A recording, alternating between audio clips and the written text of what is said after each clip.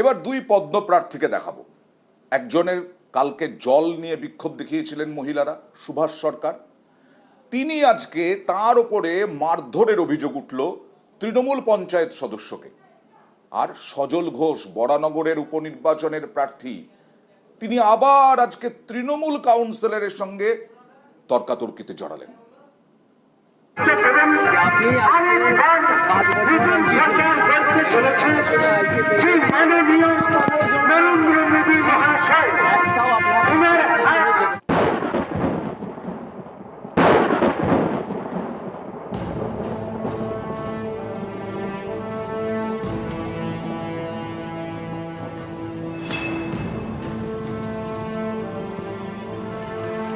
ভোটের প্রচারে বিজেপির প্রার্থী, ঠিক তখনই তাকে প্রশ্ন করেন স্থানীয় তৃণমূল নেতা, যিনি পঞ্চায়েত সমিতির সদস্য।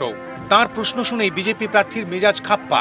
তারপরই তৃণমূল নেতাকে ঘিরে ধাক্কাধাক্কি, মারধর।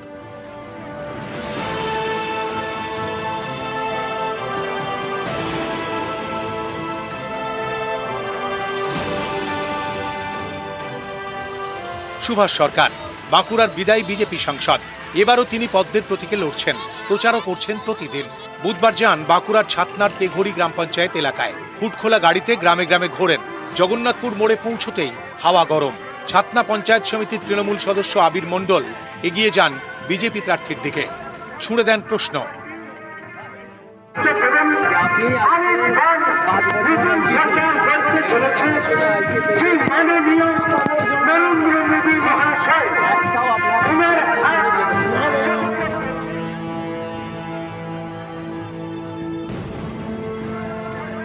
প্রথমে তৃণমূল নেতাকে কাছে ডেকে নেন বিজেপি প্রার্থী সুভাষ সরকার। কয়েক সেকেন্ড কথা বলেন, তারপরেই গোলমাল শুরু।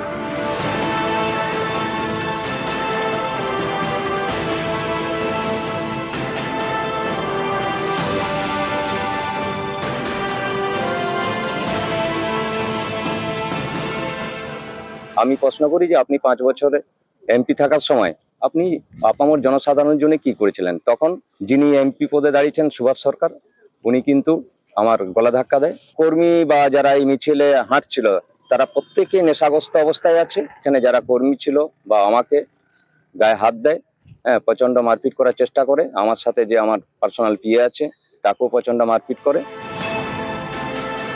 সে এসে সবার মাঝে ভিডিও করার উদ্দেশ্য নিয়ে বাইরের একজন ব্যক্তিকে নিয়ে এসেছিলেন, সাফারি পড়েছিলেন, তাকে নিয়ে এসে আমাকে চেস করছে। আর হাতে একটা পাঞ্চ নিয়েছিল।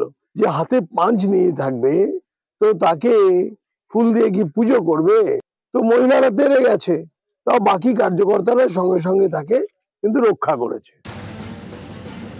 মঙ্গলবার বাঁকুড়ার বড়কুড়ায় প্রচারে যান সুভাষ সরকার। তাকে ঘিরে বিক্ষোভ দেখান গ্রামের মহিলারা, জলের সমস্যা মেটানোর দাবি জানান।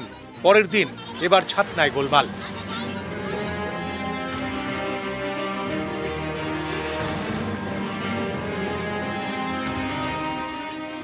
লোকসভা ভোটের সঙ্গেই হচ্ছে বিধানসভা উপনির্বাচন। 1 জুন উত্তর 24 পরগনার বরানগরে ভোট। এখানে বিজেপির প্রার্থী সজল ঘোষ বুধবার বরানগর পুরসভার 14 নম্বর ওয়ার্ডে প্রচারে যান। তখন ওই ওয়ার্ডের তৃণমূল কাউন্সিলরের সঙ্গে শুরু হয়ে যায় কথা কাটাকাটি। যতই বড় ধর্মের টিকা, বরানগর জিতবে সায়ন টিকা। বাঁকুড়া থেকে প্রিয়ব্রত গোস্বামী এবং বরানগর থেকে সুবীর দে, নিউজ 18 বাংলা। এই মুহূর্তে যে খবর দেখাবো তা হলো ফের রাজ্যপালের সঙ্গে দেখা করতে গেলেন অভিষেক বন্দ্যোপাধ্যায় সহ তৃণমূলের প্রতিনিধি দল। কারণ এর আগে এজেন্সি নিয়ে নালিশ জানিয়েছিলেন অভিষেক বন্দ্যোপাধ্যায় রাজ্যপালের কাছে। আজকে আবারও রাজ্যপালের অবস্থান জানতে গেলেন অভিষেক বন্দ্যোপাধ্যায়।